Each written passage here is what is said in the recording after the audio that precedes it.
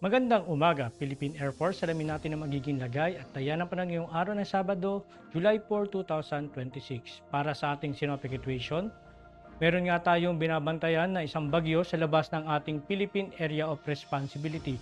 Ito ay huling namataan kaninang alas 3 ng umaga sa layong 2,985 km east ng Eastern Visayas. Ito ay may taglay na hangin na 195 km per hour malapit sa gitna at may pagbugso na umaabot ng 240 km per hour. Ito ay kumikilos westward sa bilis na 15 km per hour. At ito ay may international name na Babi na galing sa bansang Vietnam nang ibig sabihin is mountain range. Inaasahan natin na ito ay kikilos westward sa susunod na mga araw at ito ay kikilos din na west-northwestward sa mga susunod na araw at asahan natin na ito ay papasok ng ating Philippine Area of Responsibility sa darating na Martes ng gabi o Miyerkules ng umaga kung hindi magbabago ang kanyang bilis at bibigyan ito na local name na Inday. Samantala, easterlies o mainit na hangin na nanggagaling sa dagat Pasipiko ang siyang nakakaapekto naman sa eastern section ng Luzon at Visayas. Dahil dito, asahan natin para sa ating general area forecast ang Cagayan Valley, Quezon, Aurora, Bicol Region, Eastern Visayas at Dinagat Island ay makakaranas ng maulap na kalangitan na may kalat-kalat na pagulan, pagkulog at pagkidlat. At sa natitirang bahagi ng Luzon, partikular na dito sa Metro Manila, sa natitirang bahagi ng Visayas, at sa buong Mindanao ay makakaranas naman ng bahagyang maulap hanggang sa maulap na kalangitan na may pulu-pulong pag-ulan, pagkulog o pagkidlat lalo na sa dakong hapon o gabi dulot ng localized thunderstorm. Para naman sa ating flight level wind chart, inaasahan natin na mas dominante ngayon ang easterlies o hangin na nanggagaling sa silangan. Dito sa 2,500 to 5,000 feet, asahan natin ang mahina hanggang sa katamtamang lakas ng hangin.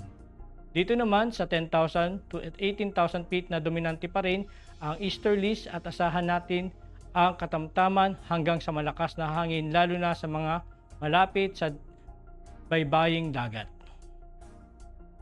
Para naman sa impact sa flight operation dito sa Cagayan Valley, Bicol Region, Eastern Visayas, Aurora, Quezon at Dinagat Island, dulot nga ng easterlies, asahan natin ang main hazard na warm and humid air from the Pacific enhancing convective activity. Ang impact nito, asahan natin ang localized thunderstorm, may produce light turbulence and briefly affect flight ground operations and particularly over inland areas. Sa fixed wing naman, asahan natin ang general fair weather is expected with isolated cumulonimbus clouds that may result in brief operational delays or light turbulence.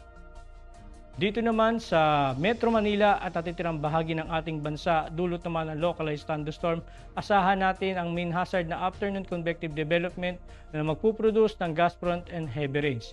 Ang impact nito sa rotary, asahan natin ang thunderstorm may bring strong winds, downbursts and poor visibility, creating hazardous condition for flight and avoid areas with Charlie Bravo activity. Sa fixed wing naman, asahan natin ang expect severe turbulence and wind shear during arrival and departure. Flight delays or diversions may be necessary. Para naman sa ating astronomical information, ang araw ay sumikat kaninang 5:31 AM at lulubog mamayang 6:30 PM.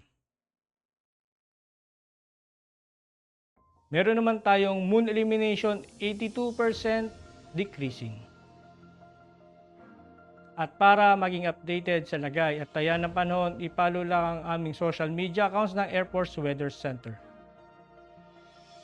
At yan lang po lagay ng ating panahon ngayong umaga at sa ngalan ng aming commanding officer na si Colonel Hermelino T. Calubiran Jr. PAP GSC, ako si Staff Sergeant Edmar B. Sagadraca Jr. Philippine Air Force, Weather Broadcaster ng Air Force Weather Center.